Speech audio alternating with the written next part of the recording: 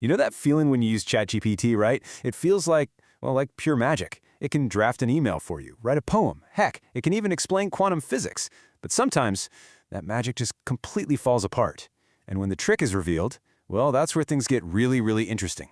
And boom, there it is, the big secret, right out in the open. ChatGPT, this tool that seems to know literally everything, sometimes just invents things. They call this hallucination, and it's kind of the ghost in the machine we absolutely have to understand if we're ever going to truly master this tech. All right, so to figure out why it makes stuff up, we have to pull back the curtain. We're going to get into the secret of how this magic actually works. And let me tell you, it's a lot less about real thinking and more about something else entirely. This is the big question, isn't it? It feels like you're talking to some kind of digital genius, but what is actually going on behind the scenes when you type in a question and hit enter? So why not go straight to the source? ChatGPT itself says its main job is just predicting the most likely next word. Now that right there, that is the single most important thing to get your head around. It's not searching a library for facts. It's a super advanced prediction engine, just making a statistical guess one word at a time about what should come next to make a sentence that sounds right. The technology making all this happen is called a generative pre-trained transformer, or GPT. And the key phrase to focus on here is from context. It's not looking things up. It just learns that the word bank means a place with money in one sentence and the side of a river in another just by looking at all the words around it. It never once had to crack open a dictionary. You know, here's probably the best analogy for how it learns. Think of ChatGPT like a little kid who has somehow read almost the entire internet.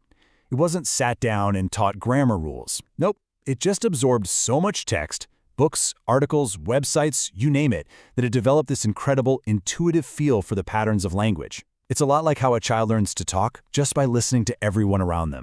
And this brings us to the big reveal. ChatGPT isn't thinking or knowing anything, not in the way humans do. At its very core, it's just an unbelievably sophisticated pattern-matching machine. So let's break down what that actually means for you and me when we use it. This is where we need to draw a really clear line in the sand. A search engine like Google has one mission: accuracy. It wants to find you reliable, trustworthy stuff. ChatGPT, it has a totally different goal. Its prime directive is coherence. It just wants to sound natural, human, and convincing. Now, accuracy can be a nice side effect of that, but it is never the main objective. This quote just hits the nail on the head. It has no idea what a fact even is. It doesn't know the difference between a real scientific principle and a line from some fantasy book it read. It's just rearranging words and sentences based on all those patterns it learned. So if the child analogy explains how it learns, this super smart parrot analogy is perfect for explaining its output. It can string together these beautiful, complex sentences about anything you want, but there's no real understanding behind any of it. It's an expert mimic of intelligence, not the real deal. So what happens when you ask this super smart parrot a question where the pattern isn't clear in its data? Well, it doesn't just stop and say, I don't know. It improvises. And that's when we slam right into the biggest problem: AI hallucination. So here's the official definition. A hallucination is a confident, fluent, and often very convincing statement that is just completely wrong. It could be a made-up statistic, a fake quote, or even a link to an academic paper that just doesn't exist. And the most dangerous part, it sounds totally plausible. And get this, these fabrications come in a few different flavors. An intrinsic one is when it flat out contradicts an article you just gave it to summarize. Extrinsic is when it adds a fact that was never in your source to begin with. Then you've got your basic factual hallucinations, which are just plain wrong statements about the world. My personal favorite, though, is the citation hallucination, where it invents a fake book or a dead website to back up its claim. And finally, you get logical ones, where its reasoning just doesn't make any sense. Okay, so we know what they are, but why? Why do these incredibly powerful models hallucinate in the first place? Well, it turns out the reasons are baked right into their design from the very beginning. All right, let's get into the dirty secrets.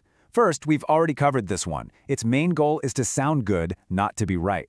Second, its knowledge isn't live. It's just a snapshot from the past, and it's full of holes. Third, it learned from the internet, which you know is filled with human mistakes, conspiracy theories, and just plain bad info that the AI soaked up like a sponge. And finally, it's often designed to be helpful and agreeable, which means it might just confidently invent an answer for you instead of admitting it doesn't know. And if you're thinking, oh, this is probably just a rare glitch, think again. Check out this number. A recent test found that OpenAI's O4 mini model hallucinated almost half the time when asked for simple facts about people. This isn't some bug, it's a core feature of how this tech works right now. So if this is such a common problem, what can we actually do about it? Well, the good news is we've got strategies. Okay, this is the most important part. Knowing everything we just talked about, how do we level up from being a casual user to someone who can get reliable results almost every time?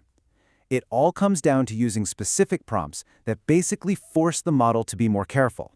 So, strategy number 1 is called grounded answering. You can literally copy and paste this exact structure into your prompts.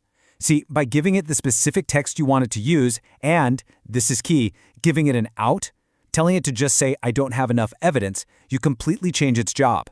You're basically switching off its creative make-it-up brain and turning on its reading comprehension brain.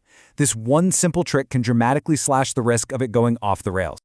Now for more complicated stuff, you can use a really powerful process called chain of verification. You're basically making the AI fact-check itself, step by step. Let's walk through it. Say you ask it to summarize a report. First, tell it to draft the summary. Then, you tell it to look at its own summary and come up with a few questions to check its own claims. Like, did the report really say profits went up by 20%? For step 3, you make it answer those questions using only the original report. Finally, you tell it to rewrite its first draft, using only the info it just proved to be true. You are literally forcing it to think before it speaks. So, the crucial takeaway here is that using these tools well isn't about blindly trusting some magic black box. It's about understanding their incredible but flawed nature and learning how to steer them toward the truth. Which leaves us with one last big question to chew on. As this AI gets more and more powerful, is the most important skill no longer knowing the answers, but simply knowing how to ask the right questions? Thanks for joining me.